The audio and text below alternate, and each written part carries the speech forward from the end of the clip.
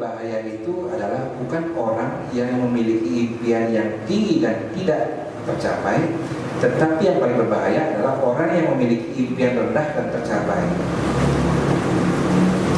Yang paling berbahaya adalah orang yang memiliki impian rendah dan tercapai, bukan orang yang memiliki impian yang tinggi dan tidak tercapai. Karena apa? Kalau impian tinggi banget, berarti action kita juga pasti tinggi, ya kan? Karena impian itu kan darah, kan motivasi, kan roh. Kalau itu sudah ada, pasti action kita tinggi juga. Action yang tinggi pernah nggak menghasilkan result yang rendah? Enggak. Seandainya pun pernah, itu akan terus dikaji ulang lagi. Ya, pasti hasilnya juga tinggi.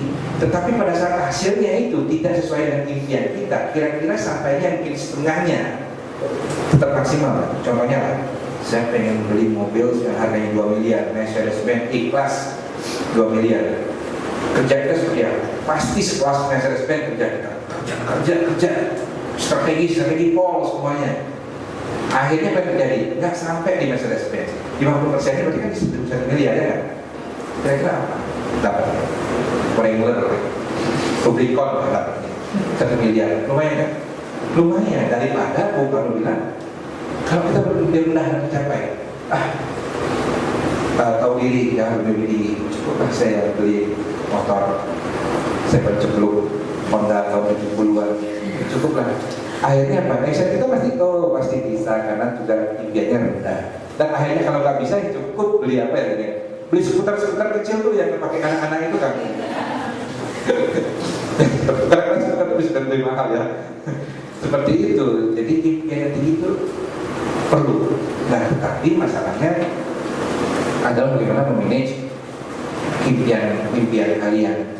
Kalau kalian memiliki rasa bisa nggak saya seperti itu? Semua orang memulai sesuatu yang spektakuler dunia ini mulai dari impian yang tinggi, yang kadang-kadang dia berjalan dia alam sekitarnya semuanya tertawa dengan impiannya. Contohnya adalah, kan tahu pesawat terbang kan? Sudah ada yang pernah naik pesawat terbang? Sudah, oke, bagus. Kan tahu siapa yang menggunakan pesawat terbang? Namanya Wright, Mr. Wright, saudara. Mr. Wright itu saudara. Pada saat dia dulu berpikir, kenapa sih kita itu harus jalan jauh-jauh, bawa sepeda jauh-jauh dari situ. Dia berpikir, kenapa sih saya pengen Marco Polo ya, mengelilingi lama banget, mengelilingi benua kayak ini. Kenapa nggak bikin pesawat? Apa ini? Alat transportasi yang bisa terbang. Dia sampaikan ke orang-orang sekitar, saya mau bikin pesawat terbang. Apa yang terjadi? Semuanya ngakak, ketawa. Kamu gila, manusia udah punya kaki. Kalau burung yang bisa terbang karena dia menggunakan sayap sama Tuhan. Kalau manusia itu ya kuat kakinya, artinya disuruh berjalan. Nggak ada yang tentu. Mana bisa besi-besi berterbangan? Nggak mungkin. Tapi apa yang terjadi? Yang singkat cerita lah, apa yang terjadi? Semua negara memiliki maskapai penerbangan, ya. Dan kebayang nggak? Kita menganalisa nggak? Kalau naik pesawat besi segitu gedenya bisa naik terbang begitu, ya? Artinya kan? Yang bisa orang yang hebat selalu memiliki impian yang besar dan tahu bahwa impian itu pasti dia bisa dapat, pasti dia bisa raih. Orang pertama kali yang menginjak bulan itu siapa? Ya, Neil Armstrong.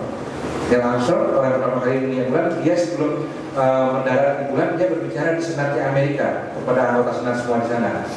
Bapak Ibu yang terhormat, saya ingin mengobservasi kemungkinan kalau ada tempat-tempat yang representatif untuk dihuni oleh manusia. Saya ingin jalan-jalan ke luar angkasa. Tempat yang paling pertama saya ingin kunjungi adalah bulan. Tahu anggota Senatnya bilang apa? Nggak ngomong apa-apa, cuma ketawa. Ada yang ketawa sini, ada yang ketawa ngakak dan sebagainya. Tapi apa yang terjadi? Neil Armstrong orang pertama kali menginjakkan bumi di bulan. Menginjakkan kaki di bulan. Ya, Neil Armstrong. So impian itu keren. Impian itu orang yang tanpa impian itu orang tanpa arah hidupnya. Misalnya, jadi mau ke Nusa Dua dari Karangasem, nggak ngerti jalan ke Nusa Dua. Atau jadi mau keluar, mau jalan-jalan dari rumah, terus mau jalan-jalan. Dan tujuan ya, sampai akhirnya sampai di simpang siur.